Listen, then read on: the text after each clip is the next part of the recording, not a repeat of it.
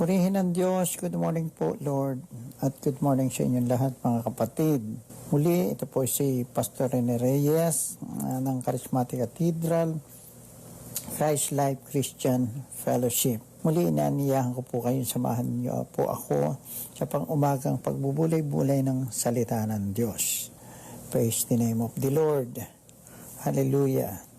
Ating pong paksa ay magmumula po sa Ezekiel kabanatang 36, talatang 26.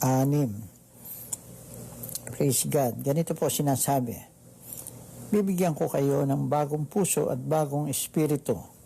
Ang masuwayin ninyong puso ay gagawin kong masunurin.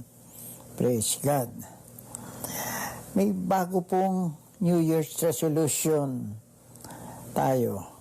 Taon-taon ay iyan ang ginagawa na napakaraming tao sa buong mundo. Pero ang tanong po, ilan sa inyong mga New Year's resolution ang nasira na?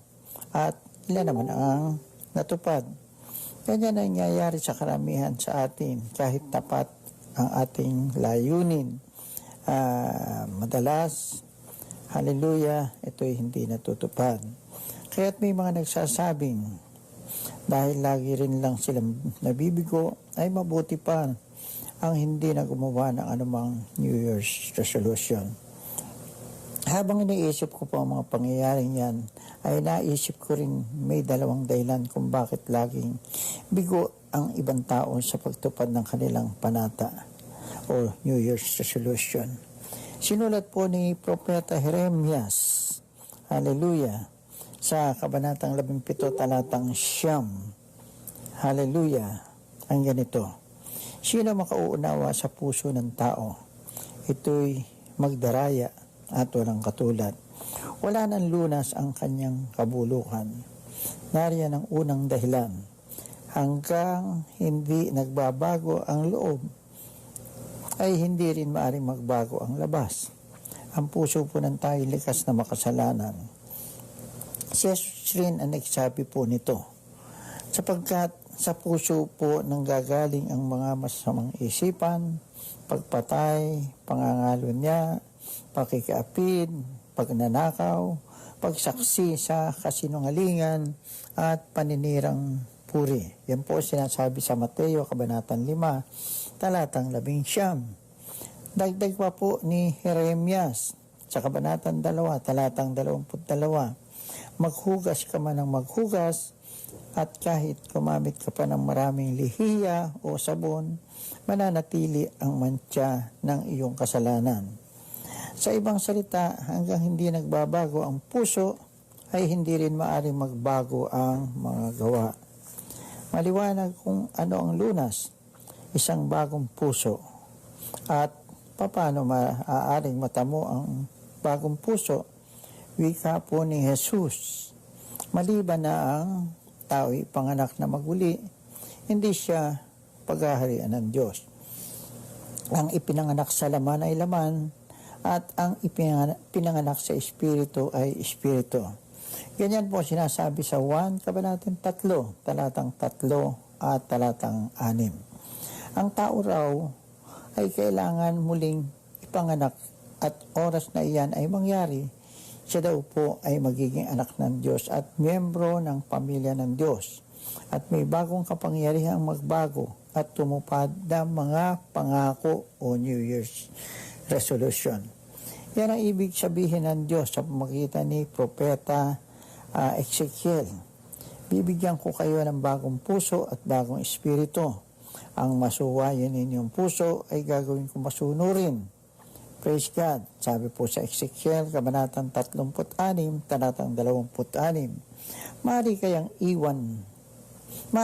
iyan ang dahilan kung bakit makaraan lamang na ilang araw ay nasira na ang maraming mga New Year's resolution o mga pangako tulad nito.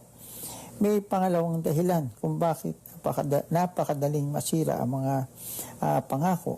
Maaring kilala ninyo si Kristo bilang inyong tagapagligtas, ngunit hindi pa kayo nagpapailalim sa Kanya bilang inyong Hari at Panginoon. Ang isang taong tumanggap kay Kristo ay nagiging isang bagong nilalang. Ngunit ang katotohanan ay siya'y nananatiling nasa laman. Kaya't ito ang paalaala ni Apostol Pablo. Ang Espiritu ang gawin ninyong patnubay sa inyong buhay at huwag ninyong susundin ang pita ng laman. Sapagkat ang mga pita ng laman ay laban sa mga ninanasa ng Espiritu. At ang mga ninanasa ng Espiritu ay laban sa mga pita ng laman. Magkalaban ang dalawang ito, kaya't hindi ninyo magawa ang ibig ninyong gawin. Ayon sa Galatia, Kabanatang 5, talatang 16 hanggang 17. Ano kung gayon ang lihim? Magpailalim sa Espiritu at hindi magiging mahirap gawin ang nais niyang gawin natin. Saka lamang ninyo matutupad ang inyong mga New Year's resolution at layunin. Hindi lamang kung bagong taon, kundi sa bawat araw ng inyong buhay. Purihin po natin ang Diyos na buhay. Praise God. Tayo po'y manalangin. Ama namin sa langit, aming Diyos na makapangyarihan, Diyos na napakabuti na siyang nakababatid ng laman ng aming puso at isipan.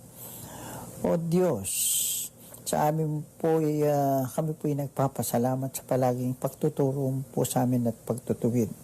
Salamat po, Panginoon, sa iyong mga salita na patuloy po namin napapakinabangan, sa iyong mga tinig na patuloy po namin naririnig.